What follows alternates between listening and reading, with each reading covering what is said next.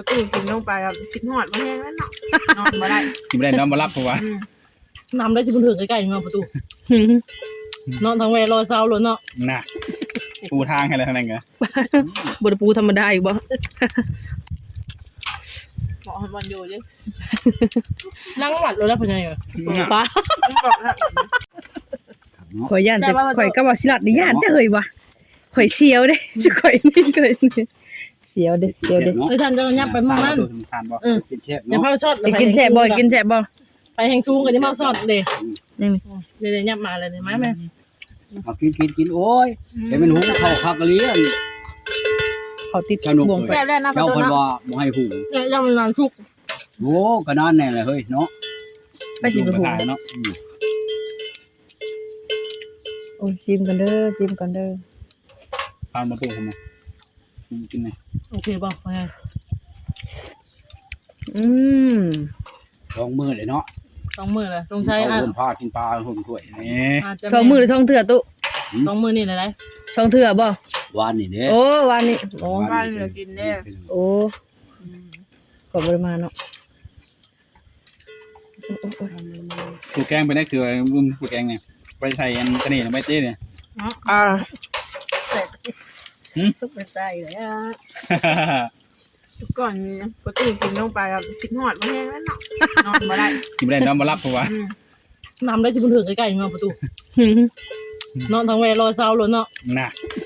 ปูทางให้อะไรทั้งนั้นไง บไดปูธรรมดาอีกบ่ เหมาะให้บอลอยู่ดิ นั่งหวัดเลยแล้วพญายเหรอ ป้า บอกนะ กากอกเสมอก็จะสิอ่อนว่าย อมเด้อมันเบิด อย่าสิยอมเราเอา ยังอยู่ได้อยู่บอก เนี่ยในหมอกยังอยู่ เอาจงไว้เจ้ากินแรง อืม ไปกินเบิด แรงเลย แรงก็ไม่ผิดนะกิน กินแรงก็คือเอาไว้หลายอันสิกินเบิดผู้เดียว โย จักบ่วงจักช้องกับพ่อแหละ เจ้าโทรห้าท่านแมลงกันกินพร้อมกัน ฮะ โทรห้าแล้วก็กินพร้อมกัน กินเนื้อกินบ่ วิดีโอโคหากันเลย โทรหาแล้วกินพร้อมกัน แม่น จังเบิดบ่ ไอเดียดีได้ดี จะตักแล้วบ่ติตักแล้วตอนนี้ กินคือกินแรกคนนะ เอาสัตว์ก็จะพาเก็ดกัดเผ็ดหลายแล้วนะ เพชรขาก็นี่เนาะจากเบาแหล่ชื่อเขาเหลือเนาะมาเพชรนี่เนาะเพชรขาขาชื่อน้อยเดียวหนึง น้ำแล้วเอาลงมาหน่อย เลยอากระตาโหลดอันยางเปล่าจังหน่อย รู้จักตัวนี้รู้จักบ่ ใส่ทงเสือ ผู้นั้นเบิดเมื่อซะ คนเผาได้ เมื่อผู้หนึง บ้านที่เจาะ เราพามือเวียกเรา เนี่ย คนหนึ่งเพิ่นมีเวียก มั เพิ่ น น แล้วยังวะ ประมาณไปได้เดินออกคนคนนั้นหยาดเวลามากเลย มาหามาอยู่ตรงนั้นไปปะไปใส่ คุยแซ่บบ่ ไปเฮ้ยประตูเราเป็นยาน้ำเป็นเพชร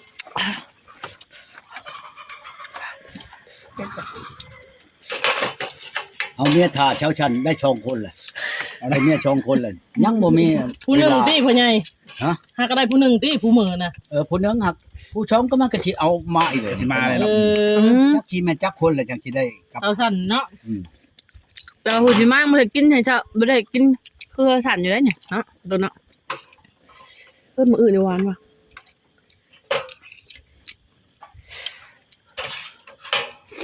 แต่หันไปยังฟังเบิ่งคนเดียว แซ่บเนาะหมักแบบนี้แกงทำไมอ่ะ ครับสุดบ่ได้โหนคอว่า มันเพชรมันเพชรเนาะมื้อนี้ไม่ได้พี่เดินมาฮะประตูลีเนาะ แกงนี่ไม้ให้มันเผ็ดกว่านี่ แม่นความอยู่ แกงเผ็ดจำไปเลยว่ะโอ้ยเจ้า เกี่ยวกับคนเผ็ดในคนโชว์กินบ่แค่นั้นเนาะ มันบ่ใช่ประจิจังต้อง เผ็ดให้คนทุกกินคือเจ้า บ่มีเหือมีแห้ง เหลืองมีเหือมมีแห้งแกงเผ็ดมันจัดเขาลดเขาบ่ ไปแบบมีแห้งยิ่งเนาะ ลดเข้าไปมันลดนี่ลดหัวใจ นะ หมายถึงอันเช้าฉันจักประตู เขาสั่นคือสิแข็งแฮงตามคือเราตำมักเพชรอยู่นี่ โปะรู้เนาะ ทำลายหลักฐานเลยเด้อเห็นนะใครบางคนจะเนี่ย ก็ย่านว่าบ่ได้มาหลายคนมันเข้าไปเข้าคุ้มผู้เดียว บ้านของประตูเคยเห็นว่าจะมาผู้หนึ่งผู้เดียวมาบ่เลยจะเป็นกองผ่าน มีแล้วมีแล้วได้มากก็มี แม่นบ่ แล้วมาโอ้ย หาเข้าพ่อแพทย์น้ำมาอยู่บ่พ่อใหญ่หวานนี่ น้ำมัน บ่ได้มา ไม่มา บ่ได้มาเด้อบอกเด็กน้อยบ่ได้มาบ้าน อืม ไปเมื่อก่อนอยากน้ มี งัว แต่ เล คือย นั่นเนาะมา ลงตรงเต็งมาเลยงัวแล้ว ตูบุกี้เคยมาเนาะพ่อใหญ่มาเบานอมกับไม่มาเนาะ บ่โอ้ยหลายมื้อแล้วบ่น้อง เราเห็นเป็นคาเวียกแล้วบ่ วางเขา ระวันเขาปะไว้บ่เดี๋ยววัน ได้ กะ ถุง คน เด้ไปเถอะพ่อใหญ่นะแม่เขาเนี่ย เอาแล้วนะ เดี๋ยวเพิ่นมีอิ่มปล่อยอิ่มไม่ได้ก่อนนี่คือหวานนี่อิ่ม ทำกินมาเลยได้ไหม กินแล้วก็ออกมาเนาะ ำคงยังงำกับประธานเงิน เฮ้ยกินแกงหน่อไม้สักคนนะ ย่ำใดกินย่ำใดไม่จักกันบ่ อยู่มากบ่เมื่อ บ่หิวบ่เมื่อครับ ของแท้บ่ เจ้ากินน้ำบ่ได้ เอ้าฉันโทรว่าประตูก้อนโทรมาได้ว่ะ โทรหาประตูก้อนว่าพ่อเข้าไปเล่นน้ำเพิ่นได้บ่ว่ะ ผมถามว่ามื้อนี้บ่ได้ไปเด้อวันศิลป์นี่จ้ะบ่โทรบ่แม่นวันศิลป์เด้อมื้อนี้นะมื้ออื่นวันศิลป์ใหญ่มื้อดับมื้ออื่น จำแบบจำมือผิดเนาะ เห็นว่าบ่ได้ไปใช้จักมากับมาข่อยว่าสินะยันว่าเพิ่นยังว่าวันศิลป์อยู่นะบ่เพิ่นเพิ่นอยากมาแกงหน่อไม้ก็มา โอ้ตื่นแล้ว ไม่เป็นไรไม่ได้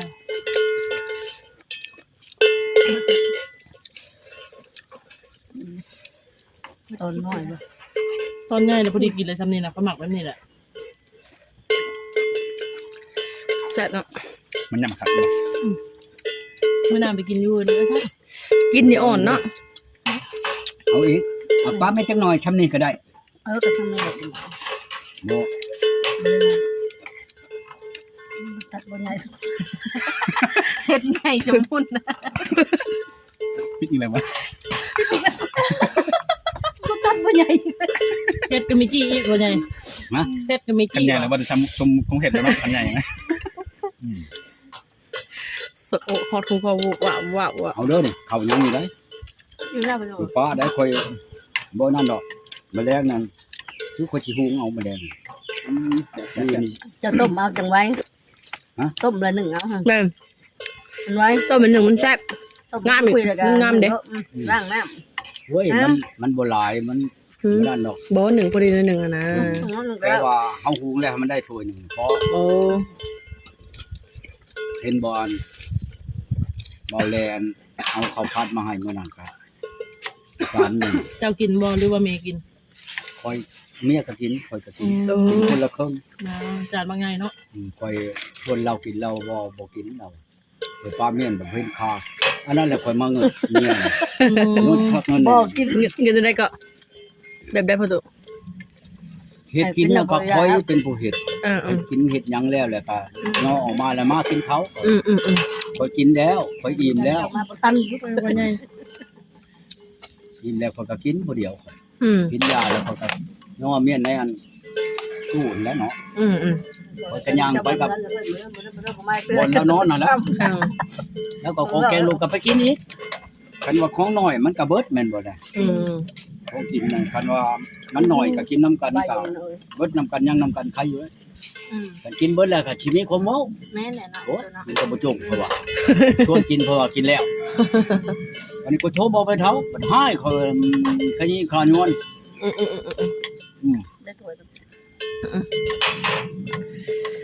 อ้าวประตูจะกินหน่อยแหละประตู กับเบิ่งเข้าค่อยกินอยู่ถึงเลยเช้าถึงแรงกว่า มันมาซ้ำเนี่ย ไปดูว่าค่อยมากระถ้วยนี่ ตื่นก็ลงวัว ได้จะน้อยหลายกระถ้วยนี่แหละ มาถึง คิดว่าเข้าเปลือกกันช่องชอบเนาะคอยอันไปชีนั่นได้ช่องเดือน โอ้ ขึ้นบ่ทันแล้วลองเมียมานี่ได้เดือนปลายได้เดือนกว่าครับ แต่เมียนั้นคอยชี้เมียนช่องชอบเมีย ฉั ก็ นต้อง มา เชื่อติดมาเร็วนะ มาฮอดก็ได้8มื้อเมียก็มื้อ บ่แต่ยันเขาบ่อิ่มเนาะกินข้าวบ่เบิดบัดนี้ บดกินบดมันจังไงนะ ต้นไม่ทัน อยากไปจับพูดมา ยังเบิดกินเบิด บ่อายไปได้ โอ้ย พอมีบ่ใครบ่ได้กินนะให้กิน คือว่าการอยู่กิน มังแซ่บมือหวานมือนะมันหวานมันคัดโคตรเลยดิ นั่นคือ หมูเจ้าอัดบ่พักตู่ตัวนั้นเจ้าก็บ่ได้อัด ประตูอัดประตูมาตอนนั้น เด้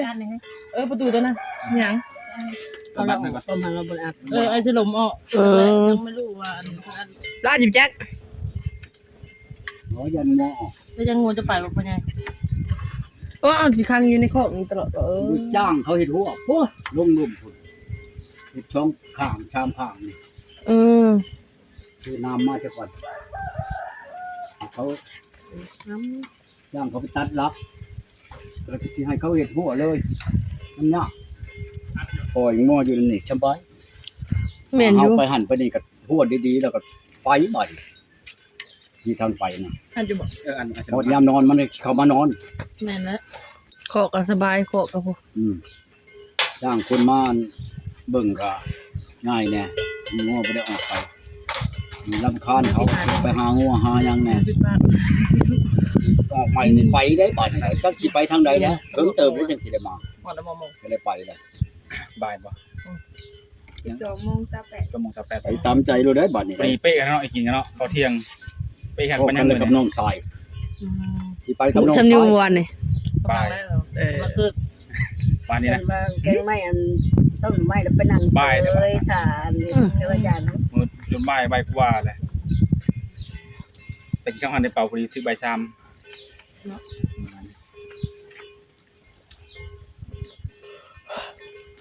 นั่นอิ่มเฉย อันนี้ก็แต่ไอ้น้องมาพุ่นเนาะ ำโอ้บักลาย มาตอนมีพ่อใหญ่แล้วเพิ่นมักกินเพิ่นแล้วเพิ่นพ่อใหญ่อีกกินเขาก็ถ้าเคยกินเนาะบ้า บ้าน น เขา เรา ไม่ บ่ เคย แม่นผู้ใหญ่แล้วตอนนี้ เว้ยมาหลายทิศเลยเป็นมีพ่อใหญ่มื้อนึงอาทิตย์นึงแหละ เดินออกใหม่ก่อนสิไปหาเขาเอาหน่อกล้วยเขามาปลูกก่อนบัดนี้ ผู้นั้นก็กัดกันกินลายปลาดีกันเนาะ โยซื้อมา3-4ถุง มันสามทงสามทงนี่ กินแกงหน่อไม้ฮากะยา ทุกอย่าง มันดีมันกินดีกับมะม่วงเด้กินลายมันแพ้ไป ขอบมัน3ถุงเลย แข่งตรงหนึ่ง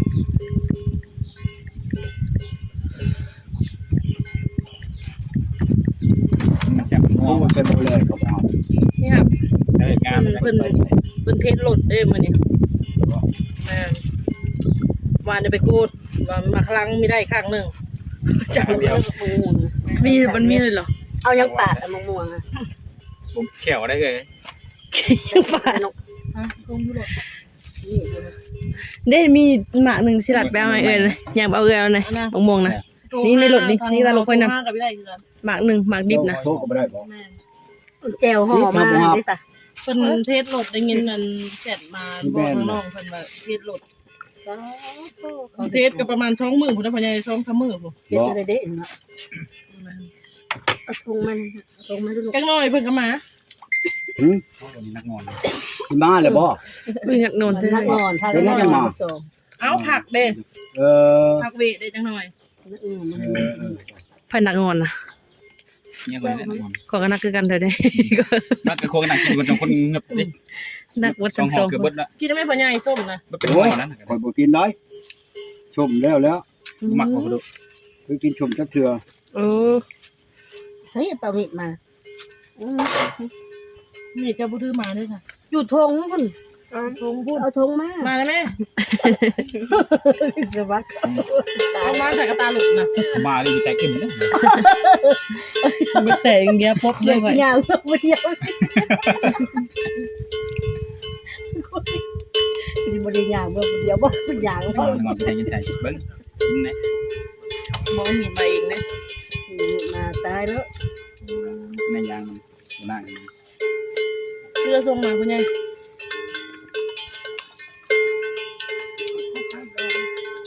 ผู้ชายเสร็จหางามเลย สัมผัส ชาวเอา มันแงวนี่ กินนี่ จะแซ่บไหน บ่ได้สมเลย แต่ตาเหมือนบ่ขึ้น มันจะไว้เฮิงเหมือนกันหวานเนาะ อันใด หวานนะ ชุกกระทง มันเหี่ยวแล้วหวานเนี่ยจะน้อย ชุกครับ กินบ่เอาบ่เอา กินมัน แซ่บ เบิด ได้ เนี่ย ป้าคนใหญ่กิน ว้ากินมากินมาแก้วกินหมด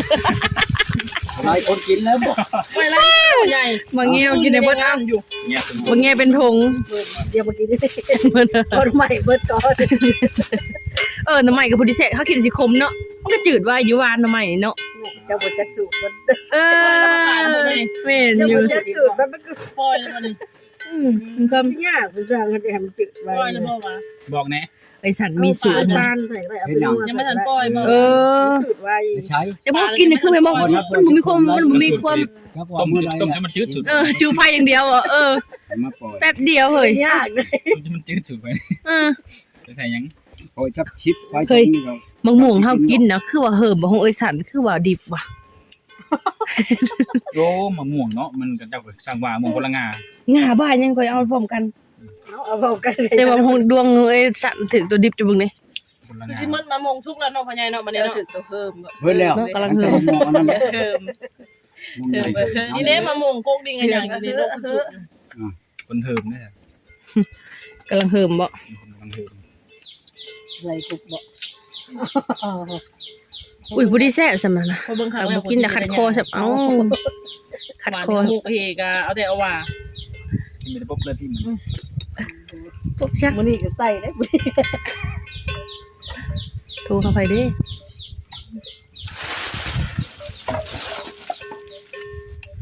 กินขนมกินอ่ะ อุ้ย เข้า ขัด ไปถึงมือกินมันหนักหมด โชว์มือละครั้งนึงมือมัน เพื่อจะย่างมา มือที่ปุ๊บที่แม่ใหญ่นี่เอาออกไว้เลย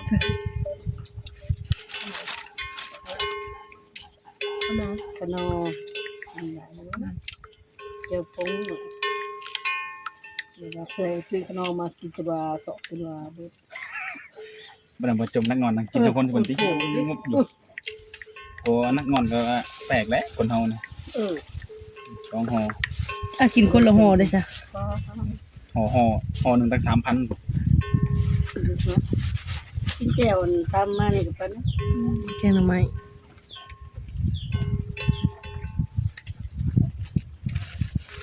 ตามื้อนี้แล้วเที่ยงหน้าประตูเด้อมื้อนี้ ไป ว่ากินข้าวหั่นแหละ แล้วเที่ยงพี่ได้มื้อนี้แซ่บกับแกงหน่อไม้